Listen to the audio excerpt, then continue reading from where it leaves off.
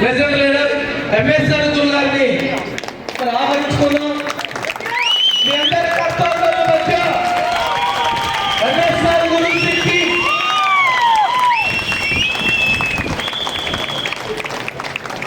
Good morning కాబోయే car owners అనొచ్చా? So ఇప్పటికే చాలా మంది కాదు కొన్ని వేల మంది కార్లు వచ్చింది, మనం నమ్మచ్చా లేదు? సో కార్ ఓనర్స్ మీ అందరికి కూడా నూతన సంవత్సర శుభాకాంక్షలు.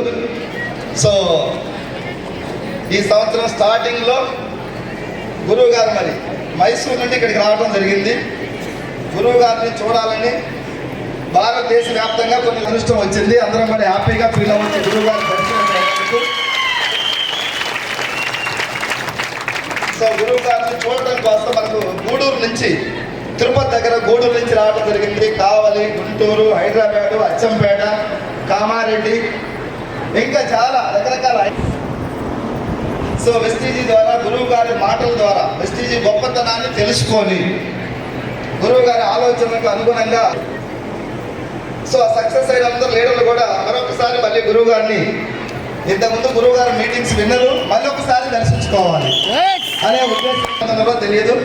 ఒక్కసారి హ్యాండ్ రైజ్ చేస్తే కొత్త వాళ్ళని చూద్దాం. ఫస్ట్ టైం వచ్చిన వాళ్ళు, గురువు గారిని చూడటానికి వచ్చిన వాళ్ళు.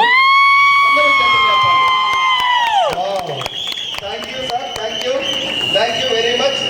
మేము మీలాగా ఒకప్పుడు కొత్త వాళ్ళమే, ఓకేనా? ఇప్పుడు జర పాత పడిపోయినాం. సో ఒకప్పుడు కొత్తగా వచ్చిన మీలాంటి వాళ్ళవే మేము కూడా. కాబట్టి గురువు గారిని చూసిన తర్వాత ధైర్యం వచ్చి మంచి సక్సెస్ తీసుకుంటా ఉన్నారు. మన మధ్యలోనే అమ్మా ప్లీజ్ రా, రిక్వెస్ట్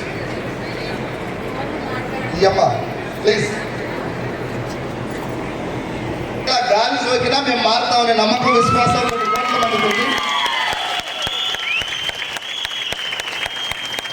అలాంటి నమ్మకం మాకేమైనా వచ్చింది అంటే జర్నీ చేస్తూ ఉంటే వచ్చింది. మీరు ఈరోజే వచ్చారు, అవునా కదా? జర్నీ చేస్తే మీకు మళ్ళీ కండక్టర్ మన మధ్యలో ఉన్న పాటు సార్ హైదరాబాద్ నుంచి ఇక్కడికి రావడం జరిగింది.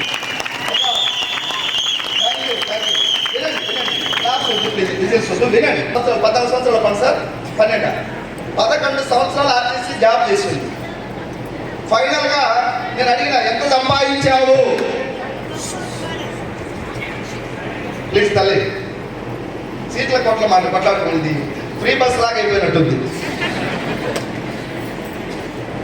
సో ఇక్కడ అక్కడ లేదు, ఎక్కడైనా కాదు సరిపోవట్లేదు ఇప్పుడు. సో 5 years బ్యాక్ ఇలానే గురువు గారు మీటింగ్ వచ్చి కూర్చున్నాడు. 11 సంవత్సరాల ఆర్టీసీ కండక్టర్ జాబ్ వచ్చిన రోజు అనుకున్నాడు, నా లైఫ్ మొత్తం చేంజ్ అయిపోతుంది, మారిపోతుందని. మారిన 2 సంవత్సరాల ఆర్టీసీ జాబ్లో ఎంత సంపాదించడం అంటే, సార్ చిన్నప్పుడు చెప్పాను కదా, 8లో 9 పోకపోతే అప్పు తెచ్చుకోవాలని. నాకు జాబ్ వచ్చినప్పుడు నాకు సరిపోయేది. జాబ్ వచ్చినామంటే ఒక పెళ్ళి అవుతుంది కదా, పెళ్ళైనా ఖర్చులు పెరుగుతాయి తగ్గుతాయా? పెరుగుతాయి తగ్గుతాయా? పెరుగుతాయి. పెళ్ళైన వాళ్ళే చెప్పాలి, మళ్ళీ పెళ్లి కావాలని చెప్పాలి. 11 సంవత్సరాలలో అప్పు చేస్తున్నాడు. ఫైనల్ గా చెప్పాలంటే మిగిలించింది ఏమి లేదు. మిగిలింది ఏంటంటే సంవత్సరానికి 2 జతలు 3 జతలు కాకి డ్రెస్ ఇస్తారు వాళ్ళు, ఆర్టీసీ వాళ్ళు. ఆ డ్రెస్ ఉన్నాయంటే 10 సంవత్సరాలు 13 30 జతలు ఉన్నాయి పాతబడి. సో డబ్బు పెద్దగా ఏమీ లేదు. గురువు గారి దగ్గర వచ్చి కూర్చోబెట్టినాం. కొంచెం అది అంటించుకున్నాడు, అంటుకుంది. తినే రాకుంటే అంటుకుంటుంది.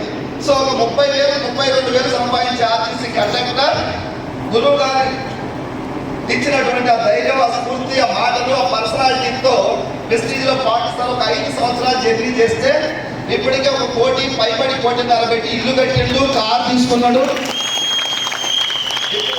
ద్వారా నెలకి 10 లక్షల పైనే తీసుకుంటా ఉన్నాడు. 10 లక్షల పైన.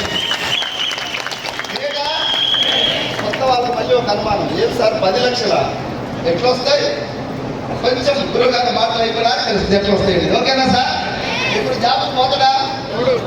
10 లక్షల వచ్చాక జాబ్కి ఏడబోతుంది. వాళ్ళు సార్ గొప్పతనం ఏంటంటే 18,000 వెస్టీజ్లో వచ్చినప్పుడే 30,000 ఉద్యోగాన్ని పక్కన పెట్టిండు. మిమ్మల్ని పెట్టమని నేను చెప్పట్లేదు. ఆయన మనస్తత్వం చెబుతున్నా. ఎందుకు పక్కన పెట్టిందంటే ఈ సిస్టమ్ నాకు అర్థమైంది సార్. మనం గురువు గారి శిష్యులుగా ఉన్నాం, ఏదో ఒక రోజు గ్యారెంటీగా గెలుస్తాం, ఇక్కడ డబ్బు ఉందని చెప్పేసి కొన్ని మీటింగ్కి వచ్చి ఒక 6 నెలలు జర్నీ చేసిన తర్వాత పక్కన పెట్టాడు. పక్కన పెట్టిన రోజు బిజినెస్ కూడా ఉన్నదంట, నీకేమన్నా పోయే కాలం వచ్చిందా, జాబ్ పక్కన పెట్టిన వాళ్ళు చెప్పేసి అందరూ కామెంట్ చేసేది. కానీ దీంట్లో ఏముందో జర్నీ చేసిన వ్యక్తిగా పవన్ సార్ తెలుసుకొని నిలబడితే ఈ రోజు అందరూ పవన్ సార్ ఒక విఐపీ లాగా చూస్తున్నారు. డబ్బు వచ్చింది కాబట్టి, సాధించింది కాబట్టి. Thank you. అది పవన్ సార్. ఇంక ఈ విధంగా చెప్పుకుంటూ పోతే చాలా మంది మన